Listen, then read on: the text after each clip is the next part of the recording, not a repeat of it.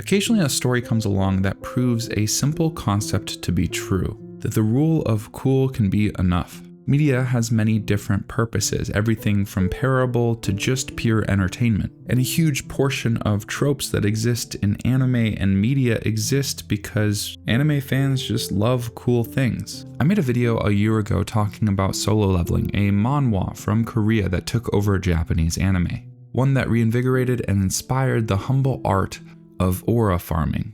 And today we're going to be focusing on another manhwa, one that's hyper popular and incredibly cool. A story that at first glance seems very similar to what you've seen before. One that slowly builds momentum, one small decision following another accumulating into suddenly a fantastic and entertaining reading experience. A protagonist following a straightforward but treacherous climb, chasing greatness with a clear goal in mind, with road markers and adventures along the way. Because tropes exist for a reason, and when they add more to a story than take away from it, you end up with a really fun viewing experience. Welcome to this week's video. My name is Pei, and today we're talking about when a story commits to what it's trying to do. So recently I had the unique opportunity to be approached by Webtoon, a popular host of manhwa, manga, and Western comics. They were looking for someone to do a dedicated video on a series called The Stellar Swordmaster. There were a couple of reasons why I chose to partner with Webtoon. We'll get into all of them later, but the first obvious one is that I actually liked the story they reached out for. Initially, I just looked up whether or not it was well reviewed, and then I started reading it, and I found that it was trying to do something very specific and that I enjoyed it. I don't think this story is trying to blow your socks off with subversive writing decisions. It prioritizes a very obvious task. It's focused on creating a long, engaging story arc for a primary character that borders on overpowered. It's a straightforward structure with an obvious roadmap, built around a protagonist that we've seen hundreds of iterations of. He grew up in a slum, he's an orphan, he has features that everyone admires like his blonde hair and blue eyes. He desperately wants to be great, but his circumstance doesn't allow it. He stands in the face of danger without cowering. In a lot of ways, this protagonist has existed before,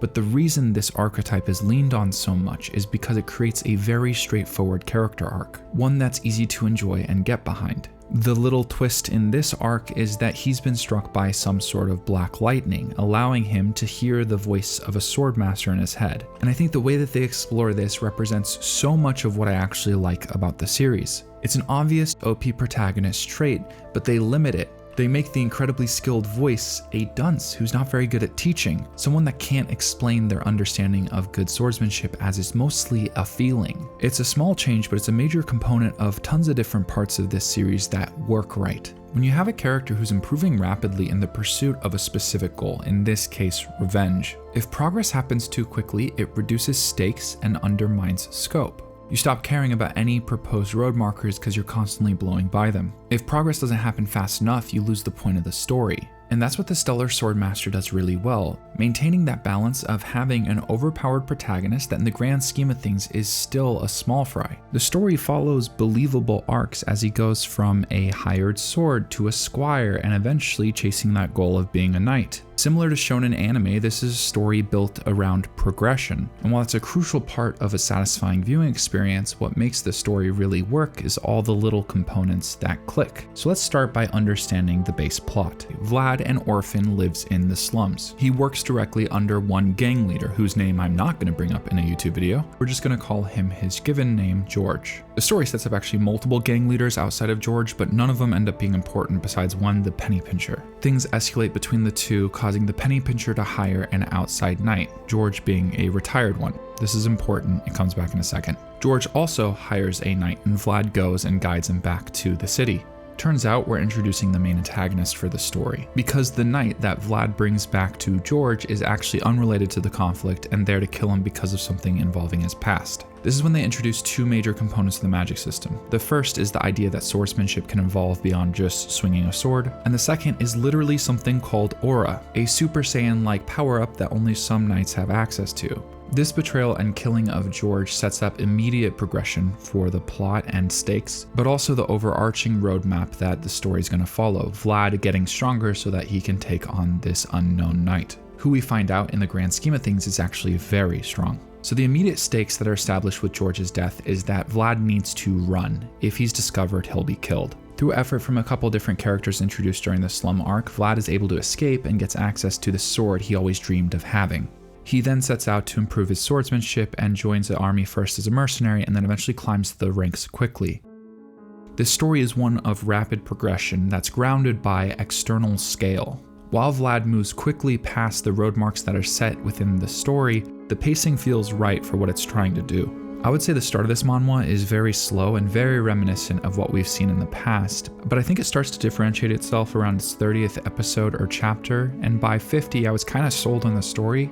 The setting and characters are likable enough, but they don't really get in the way of the main goal. In comparison to the other manhwa that I'm most familiar with, Solo Leveling, which I read all of, the Stellar Swordmaster pairs this kind of rapid growth with things around it that I think make for a much more fleshed out story. Specifically the pace of growth and the way he's constantly grounded by those around him that are just stronger.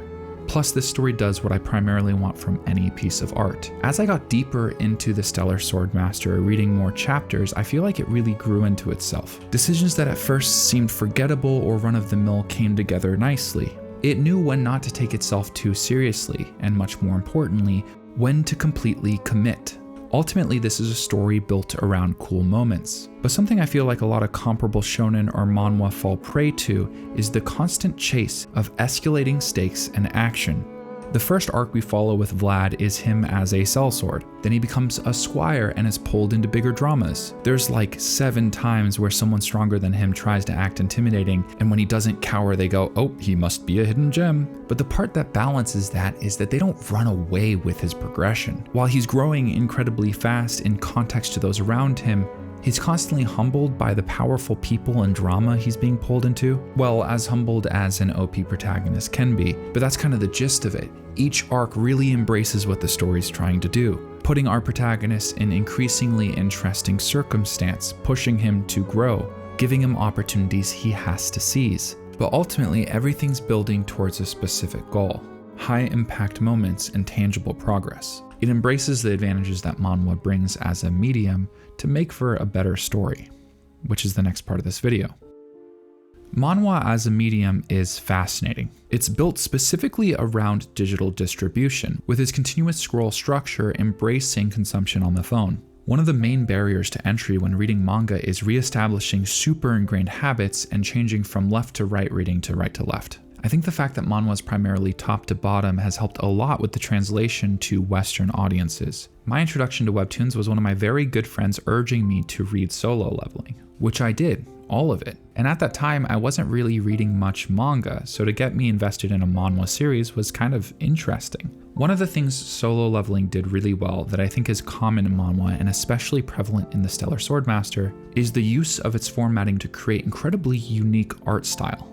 There are these beautiful long panels that are meant to be scrolled through. You can't see it all at once. It's this thing that I've never actually seen before. Art made with the pure intention of being scrolled through. However, this is way more interesting than just the theory behind it. Practically, it's used in the Stellar Swordmaster to kind of build around the whole point of the story, which is to have these huge, satisfying, crescendoing payoffs. This manhwa, in very literal ways, is an aura farming simulator, and it highlights that a story can primarily just focus on being entertaining. The rule of cool can be enough, especially when it doesn't get bogged down by trying to do too much. While obviously with any integration, money's a factor, I try not to take sponsorships that I'll regret. This is especially true with something like a dedicated video. So why was I interested in this one? I think it ultimately comes down to, I think I'm gonna keep reading this manhwa. It succeeded in doing what it was trying to do.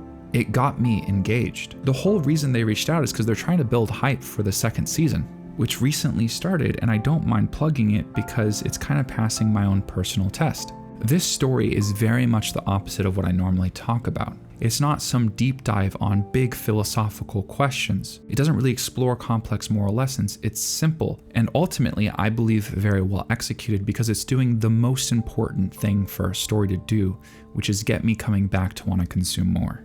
It's an easy and intuitive read, and when I want to consume media on my phone, I'll be drawn more to manhwa, given the fact that it's curated for that. As what I do professionally has influenced my consumption, I find myself being drawn to a larger diversity of stories. The more you sit down to watch something because you have to, the more you appreciate media that makes it easy to consume, that doesn't require such a big investment and makes you want to come back. To me, the Stellar Swordmaster has the right mix of engaging writing decisions, but ultimately a simple and enjoyable story. Thank you for watching. Go check out the manhwa on Webtoon if you're interested. And once again, thank you Webtoon for sponsoring this video.